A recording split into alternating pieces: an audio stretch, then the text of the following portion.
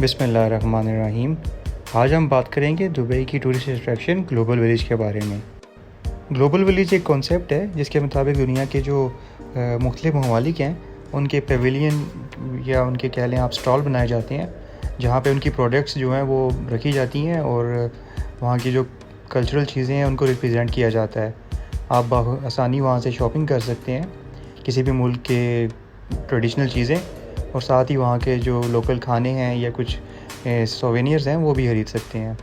Global village वैसे तो हर साल अक्टूबर एंड से अप्रैल शुरू तक रहता है, लेकिन इस बार ग्लोबल विलेज के 25 साल पूरे हो गए हैं, जिसकी वजह से इंतज़ामिया ने इसको 2 मई तक बढ़ा दिया है। यानी इस बार रमज़ान में लोग अफ्तारी भी ग्लोबल विलेज में कर सकते हैं। मंडे को सिर्फ फैमिली का डे होता है ग्लोबल विलेज में, बाकी दिनों में फैमिलीज़ भी जा सकती हैं और बैचलर्स भी जा सकते हैं। इस साल कोरोना के पेश नज़र काफ़ी ज़्यादा SOPs रखी गई हैं ग्लोबल विलेज में, जिसमें सोशल डिस्टेंसिंग, सैनिटाइजेशन वगैरह वगैरह शामिल हैं।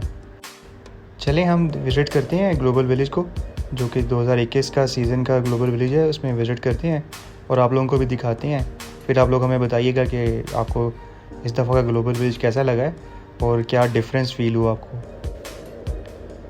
शाम में घर से निकले हम लोग ग्लोबल विलेज जाने के लिए। शेख मोहम्मद बिन जायद रोड यानी E311 से आप एग्ज़िट लेते हैं ग्लोबल विलेज का और आप डायरेक्ट वहाँ की ग्लोबल विलेज की पार्किंग में पहुँच जाते हैं। ये पार्किंग है ग्लोबल विलेज की। 6000 से ऊपर गाड़ियों की गुंजाइश मौजूद है ग्लोबल विलेज में, लेकिन पार्किंग से काफ़ी चलना पड़ता है आपको एंट्रेंस तक जाने के लिए। टिकट से पहले सैनिटाइजेशन गेट इन्होंने लगाए हुए थे, वहाँ से आपके कपड़े भी सैनिटाइज होते हैं और साथ में आपका टेम्परेचर चेक होता है। 15 दिन का टिकट है, टिकट लें और एंटर हो जाएं ग्लोबल विलेज में। काफ़ी गहमा गहमी थी, शाम का टाइम था, ऑलमोस्ट मगरिब से आधा घंटा पहले की बात है। वैसे भी वीकेंड था तो लोग काफ़ी तादाद में आ रहे थे यहाँ पे। एंट्रेंस में ही आपको बुर्ज खलीफा का रेप्लिका नज़र आएगा।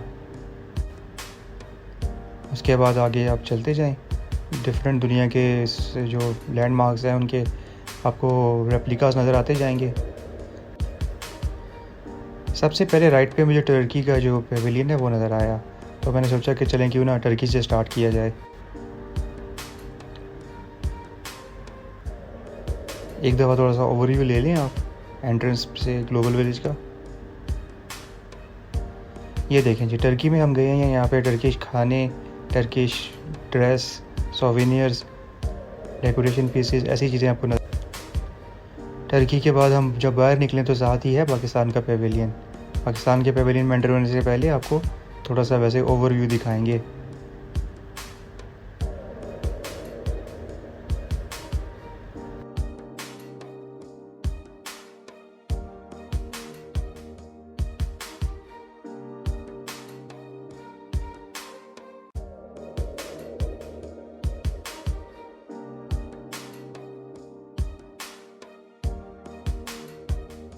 पाकिस्तान के पेविलियन में आपको ज़्यादातर कपड़े नज़र आएंगे या फिर पाकिस्तान की जो वूल प्रोडक्ट्स हैं वो नज़र आएंगी, क्योंकि वो काफ़ी फेमस हैं पाकिस्तान की वूल प्रोडक्ट्स।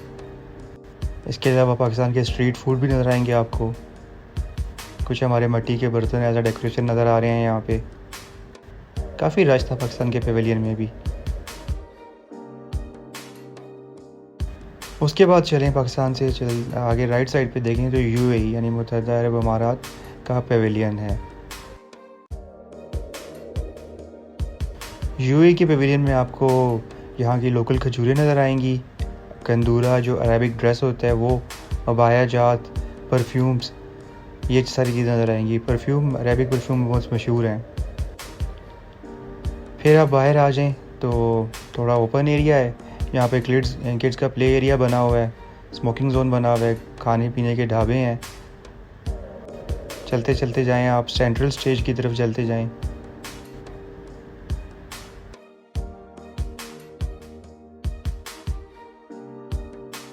ये थोड़ा सा आप ओवरव्यू ले लें। ये दूसरी एंट्रेंस है, गेट नंबर 2 है ग्लोबल विलेज का। हम तो गेट नंबर 1 से एंटर हुए थे। इस टाइम अभी मगरिब का टाइम हो चुका था, जिसकी वजह से म्यूज़िक पूरी चीज़ें बंद थी। यहाँ पे स्टंट शो होता है, काफ़ी अच्छे लेवल का स्टंट शो होता है, जो कि मैंने पहले देखा हुआ है, लेकिन कल के दिन ये बंद था, किसी वजह से लिखा हुआ था कि नो शोज़ टुडे। तो फिर हम आगे चले गए। एक दफ़ा ओवरव्यू ले लें आप।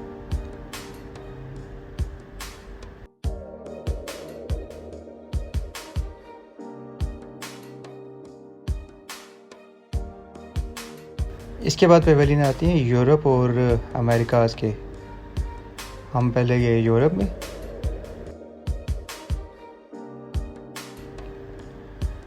अच्छा डेकोरेट किया हुआ था यूरोप का पेवेलियन, और यूरोपियन प्रोडक्ट्स आपको नज़र आएंगी। यहाँ पे डेकोरेशंस नज़र आएंगे, डिफरेंट विंटेज टाइप के क्लासिक आइटम्स नज़र आएंगे। ये यूरोप के पेवेलियन के अंदर।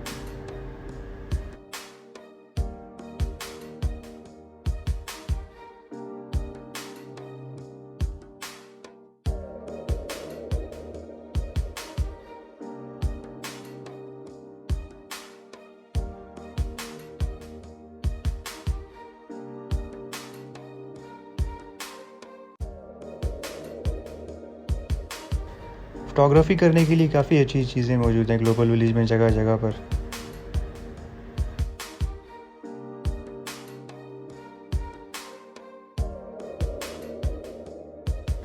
यूरोप के बाद आप दाखिल हो जाते हैं अमेरिकाज़ में, बिल्कुल साथ साथ ही हैं दोनों। अमेरिकाज़ में आपको विंटेज कलेक्शन और इस तरह की काफ़ी आइटम नज़र आएंगी जो कि आपके घरों को सजा सकते हैं। ये अमेरिकन पेविलियन है। ये आइटम बहुत अच्छे थे। प्राइस इनकी निगोशिएबल है, वो तो ज़्यादा बताएंगे लेकिन आप निगोशिएट कर सकते हैं, क्योंकि यहाँ पे फ़िक्स प्राइस वाला सिस्टम नहीं है। आपकी निगोशिएशन स्किल पे डिपेंड करती है प्राइस चीज़ों की।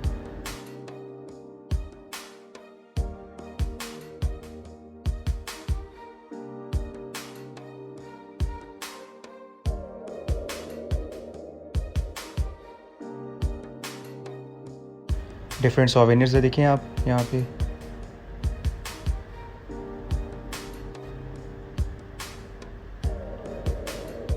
ऐसे आप कस्टमाइज टी शर्ट्स बनवा सकते हैं ग्लोइंग लाइट से, जो कि अंधेरे में ग्लो करेंगे। आप अपना नाम लिखवा सकते हैं या कुछ बनवा सकते हैं, कोई फिगर बनवा सकते हैं।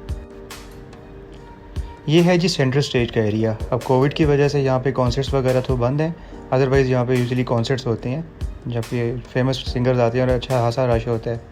पाकिस्तान इंडिया के सिंगर्स आते हैं, बाकी अरेबिक वर्ल्ड के भी आते हैं। इसके बाद आ जाए जी, ये फ़लस्तीन का पेविलियन है।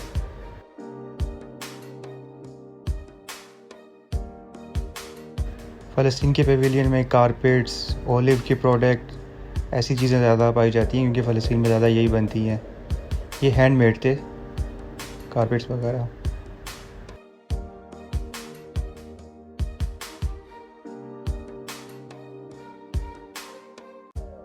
फिर ये आप थोड़ा साथ ओवरव्यू लें फूड स्ट्रीट का, जहाँ पे कियोस्क बने हुए हैं और आप अपने स्ट्रीट फूड जो है उसको एंजॉय कर सकते हैं। दुनिया के डिफरेंट कुजीन्स आप इसमें अवेलेबल हैं, चाइनीज़, इटालियन, सब। इसके बाद हम आएंगे आगे की तरफ। फूड स्ट्रीट के बाद अगर देखें तो अज़रबैजान का पेविलियन आएगा आपको नज़र।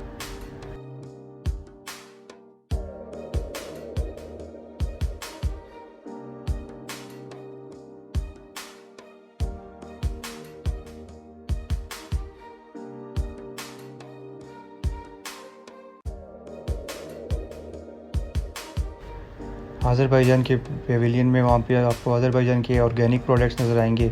चाय के हवाले से अज़रबैजान काफ़ी फेमस है। अगर आप लोगों का वहाँ पे जाने का इत्तेफाक हुआ है तो चाय उनकी बहुत फेमस है। तो चाय के मुख्तलिफ़ इक़साम हैं यहाँ पे उनके। उसके बाद जैम्स और बाकी जो मशहूर चीज़ें हैं वो आपको यहाँ से मिलेंगी। फिर आ जाएँ आप अफ़गानिस्तान में। अफ़गानिस्तान में भी पाकिस्तान की तरह वूल प्रोडक्ट्स काफ़ी ज़्यादा पाए जाते हैं।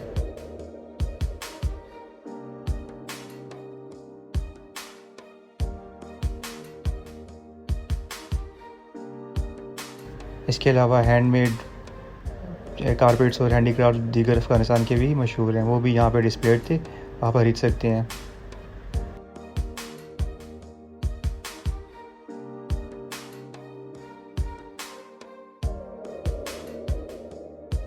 अफ़गानिस्तान के साथ ही लेबनान है। लेबनान से आप होते हुए जॉर्डन, लेबनान से होते हुए फिर आप बाहर की तरफ आगे आ जाएँ। तो आगे आहिस्ता आहिस्ता आप जो राइड्स वगैरह एरिया फ़न लैंड है वहाँ पे जा सकते हैं, लेकिन उससे पहले जो दीगर कुछ पेविलियन रास्ते में आएंगे वो देखते हुए जाएं। ये वियतनाम और कंबोडिया का है। एशियन स्टेट्स की, फार ईस्ट एशिया की आप चीज़ें देख सकते हैं यहाँ पे।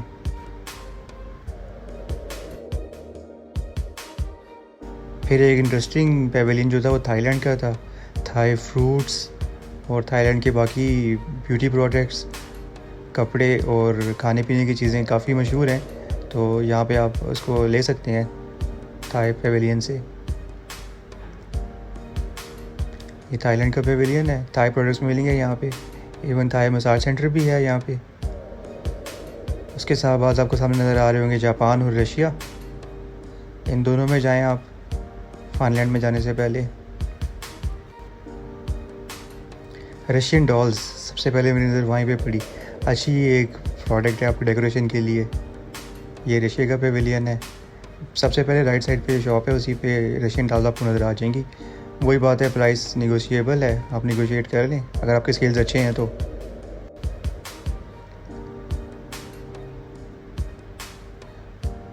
फिर आ गया जापान। जापान में भी जापानीज़ प्रोडक्ट्स हैं, हर्बल प्रोडक्ट्स, उसके अलावा उनके कपड़े और खाने पीने की बाकी चीज़ें। चलें, कुछ पेवेलियंस तो हो गए, अब हम जाते हैं फिनलैंड की तरफ। थोड़ी थ्रिल राइड्स भी देखी जाए ना। तो सबसे पहले नज़र पड़ी थी मैड मैक्स पे। मैड मैक्स आप देखेंगे, अब ओरिजिनल साउंड तो नहीं होगी वीडियो की, वरना आपको पता लगता है कि लोग कितना चिल्ला रहे हैं थ्रिल से। आप देख सकते हैं इसको, मैड मैक्स को। अच्छा, अब ग्लोबल विलेज का एंट्री टिकट तो 15 दिरहम का है। उसके बाद फिनलैंड के एरिया में जाएँ तो फिनलैंड में एंट्री का कुछ टिकट नहीं है, लेकिन आपको एक 4 दिरहम का कार्ड बनवाना पड़ता है अगर आपने राइड्स लेनी है तो। वो कार्ड आपका बन जाएगा। उसके बाद जो राइड्स हैं, हर राइड का डिफरेंट रेट है। जो ज़्यादा थ्रिलर राइड्स हैं उनके ऑलमोस्ट 40 to 45 दिरहम तक जो है वो रेट है, और जो थोड़ी मिड लेवल में आती हैं थ्रिल राइड्स, उनके जो रेट्स हैं वो 30 to 35 हैं। और जो थोड़ी आप कह लें बच्चों वाली राइड्स हैं या थोड़ी नॉर्मल हैं, उनके 15 to 20 दिरहम जो है वो प्राइस है। झूलों की तरफ जाने से पहले आप रास्ते में डिफरेंट गेम्स खेल सकते हैं। इसमें चैलेंजिंग गेम होती हैं, आपको इनमें प्राइज़ भी मिलते हैं। देख सकते, एक दो ओवरव्यू देख लें आप सारा। बच्चों के लिए बहुत यहाँ पे दिलचस्पी का सामान है पूरे फिनलैंड में। यहाँ से खेलें, 10 दिरहम का टिकट होता है हर गेम का। 10 दिरहम का टिकट है, आपकी मर्ज़ी है, कोई फ़िशिंग कर लें या फिर कोई डार्टिंग या कोई निशानेबाजी करें। लेकिन अगर आप जीतते हैं तो आपको इनाम मिलेगा, कोई स्टफ़ टाई होगा या कुछ ऐसे सॉवेनियर। आपको हर एक का अपना डिफरेंट हिसाब है प्राइस देने का।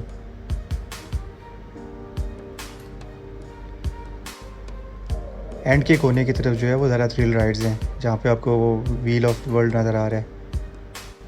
अभी हम आगे जाते हैं, आपको 1 by 1 जो मेन राइड्स हैं उनके बारे में एक्सप्लेनेशन देंगे।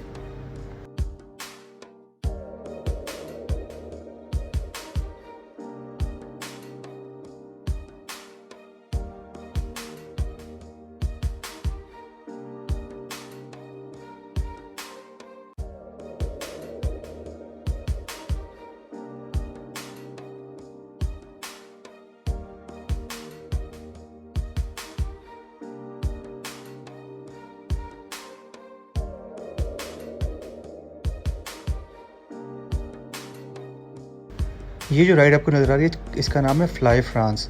इसमें एयरप्लेन बना हुआ है, लेकिन इसको आप अपनी मर्ज़ी से घुमा सकते हैं। उसकी हाइट और एक फ़िक्स जो सरकमफेरेंस है वो तो रहेगा, लेकिन बाकी आप कंट्रोल से आप उसको 360 डिग्री तक घुमा सकते हैं। ये हॉन्टेड हाउस था, जिनको भूत बंगले वगैरह का शौक़ है वो यहाँ पे जा सकते हैं। इसका 35 दिरहम का टिकट था। ये शंघाई है, ये भी अच्छा है, एक अट्रैक्शन है कि आप 400 मीटर तक ऊपर जाते हैं और आप घूमते हुए गोल गोल हवा में उड़ते हुए सारा ओवरव्यू कर सकते हैं। ये एक लंदन की छोटी सी रोलर कोस्टर थी, एडवेंचरस थी काफ़ी। इसका 25 दिरहम टिकट है। इसमें स्लोप्स काफ़ी हैं, 80 डिग्री तक की स्लोप भी आती है। उसके बाद आप आगे जाएं, ये सबसे थ्रिलिंग जो राइड है वो ये स्लिंग शॉट है। 2 बंदों को एक वो बॉल टाइप के स्लिंग बॉल में बैठा दिया जाता है काउच पे, और उसको फ्रीली फिर आपको स्ट्रिंग्स के साथ छोड़ा जाता है। ये करने के लिए हिम्मत चाहिए, वैसे हर एक के बस की बात नहीं है। और जब स्लिंग शॉट में कोई बैठा होता है उसकी चीखें जो है वो पूरा ग्लोबल विलेज सुनता है आराम से। इसकी प्राइस 45 दिरहम थी।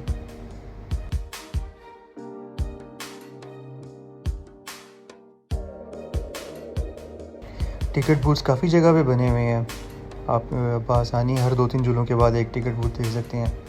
ये एक रोलर कोस्टर टाइप थी जो कि स्केरी टाइप जगह बनी थी, वहाँ से गुजरती है।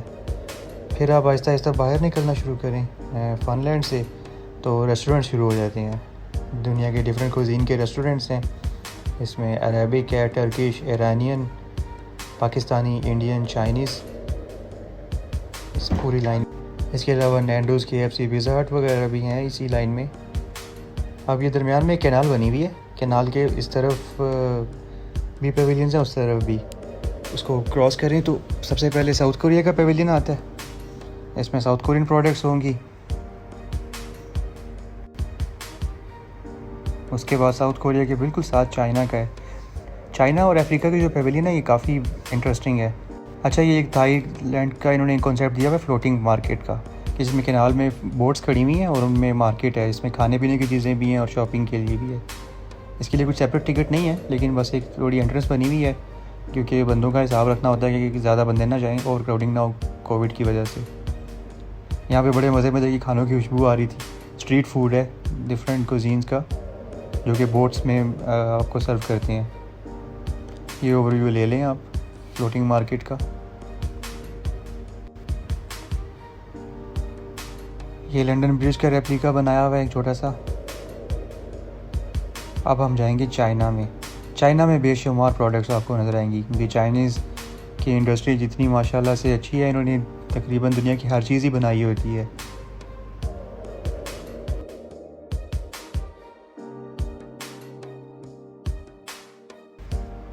चाइना के पेविलियन में आपको कपड़े, खाने पीने की चीज़ें, टॉयज़, इलेक्ट्रॉनिक्स, गैजेट्स, हर तरह की चीज़ आपको मिलेगी। चाइनीज़ हर्बल प्रोडक्ट्स, सोवेनियर्स, काफ़ी बड़ा पेविलियन है बाय एरिया। चाइना का सबसे बड़ा पेविलियन है, क्योंकि चाइना की मार्केट और इंडस्ट्री सबसे बड़ी है। फिर उसके बाद ये थोड़ा सा छोटा सा फाउंटेन शो था चाइना के बाहर, और पीछे आपको बैक पे आगे हुआ नज़र आ रहा होगा इंडिया का पेविलियन। इंडिया का भी काफ़ी बड़ा पेविलियन है, उसमें भी हम जाएंगे बाद में। ये थोड़ा क्लोज व्यू ले लें बाहर से इंडिया के पेविलियन का। चाइना के बिल्कुल साथ आगे अफ्रीका का पेविलियन है, काफ़ी कलरफुल कल्चरल किस्म का पेविलियन है। मुझे पर्सनली सबसे ज़्यादा पसंद अफ्रीका का पेविलियन है, क्योंकि इसमें जो चीज़ें मिलती हैं काफ़ी यूनिक होती हैं। डेकोरेशन पीसेस भी, इनकी प्रोडक्ट्स, सारी चीज़ें बिल्कुल डिफरेंट हैं, यूनिक सी देख सकते हैं आप। और इनके रेट्स बहुत मुनासिब होते हैं अफ्रीका वालों के। और यहाँ का जो अफ्रीकन स्टाफ है काफ़ी खुश अखलाक है। ये थोड़ा सा और ओवरव्यू लें अफ्रीकन प्रोडक्ट्स का। वुडन है, हैंड क्राफ्ट है, लेकिन प्राइसेस बहुत मुनासिब हैं। आप नेगोशिएशन करके अगर कोई चीज़ 20 की बताएं तो आप 10 की भी ले सकते हैं उनसे नेगोशिएट करके। ये इसके बाद फिर हम गए इंडिया में, इंडिया के पेविलियन में। इंडिया के पेविलियन में सबसे ज़्यादा तो आपको कश्मीर की पश्मीना शॉल नज़र आएंगी, यानी कश्मीरी प्रोडक्ट्स नज़र आएंगी। इसके अलावा इंडिया की traditional jewellery, decoration piece, souvenirs, भारी भरकम कढ़ाई वाले जोड़े, जो फैंसी ड्रेसेस जिनको कहते हैं, साड़ियाँ, मेहंदी, ऐसे प्रोडक्ट्स जितने भी इंडिया के वो नज़र आएंगे। काफ़ी बड़ा पेविलियन है इंडिया का भी, और अच्छा खासा टाइम स्पेंड कर सकते हैं यहाँ पे। ये भी अफ्रीका का थोड़ा बाहर का व्यू है सामने की तरफ से। फिर ये एक अट्रैक्शन है इंडियन चाट बाज़ार, यहाँ पे आपको इंडियन का चाट स्ट्रीट फूड जो है वो मिलेगा। इसके बाद आ जाता है सऊदीया का पेविलियन। सऊदीया के पेविलियन में खजूरें और जो इतर टाइप चीज़ें हैं, ऐसी चीज़ें ज़्यादा आपको मिलेंगी। अच्छा, मैं ऑर्गेनाइज पेविलियन है सऊदीया का भी। सऊदीया की हिस्ट्री के बारे में भी कुछ मालूमात हैं। फिर इसके बाद आता है इजिप्ट। इजिप्ट में ज़्यादातर सोवेनियर्स हैं या फिर इजिप्शियन स्टाइल के परफ्यूम्स हैं, वो भी अच्छे हैं, डिफरेंट काफ़ी।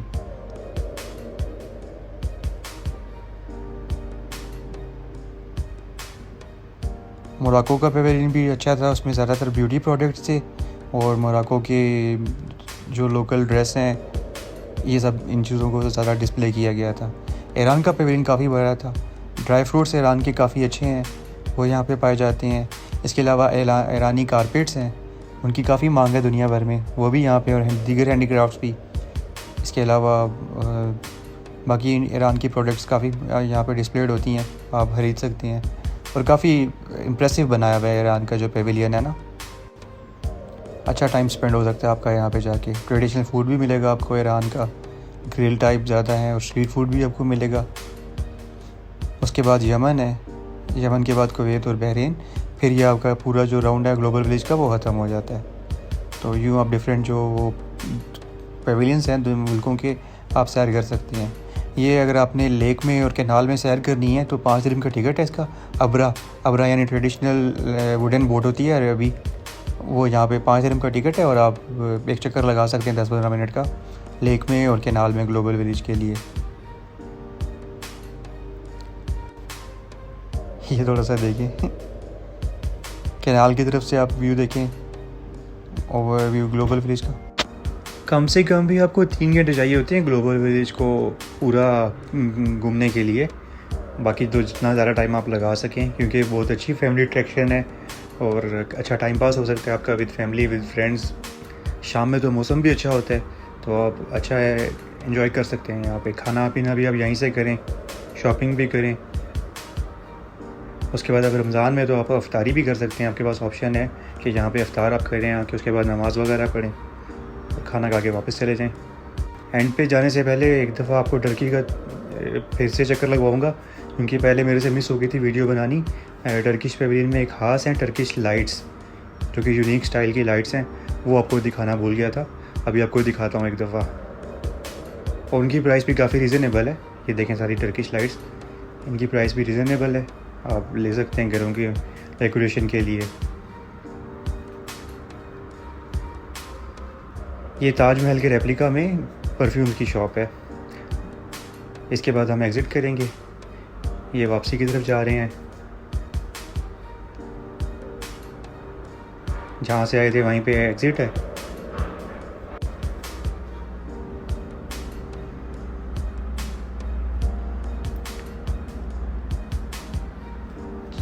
ये था जी हमारा ग्लोबल विलेज का सारा विज़िट। अब हम बाहर आगे घर की तरफ जाएंगे। कमेंट्स में आप ज़रूर बताएंगे कि आपको ग्लोबल विलेज कैसा लगा। अगर मज़ीद कुछ जानना चाहते हैं ग्लोबल विलेज के बारे में तो आप कमेंट्स में पूछ सकते हैं, मैं रिप्लाई कर दूंगा आपको। इसके अलावा कोई आप दुबई की डेस्टिनेशन देखना चाहते हैं तो आप बताइएगा ज़रूर। चैनल को सब्सक्राइब करें। Thank you very much.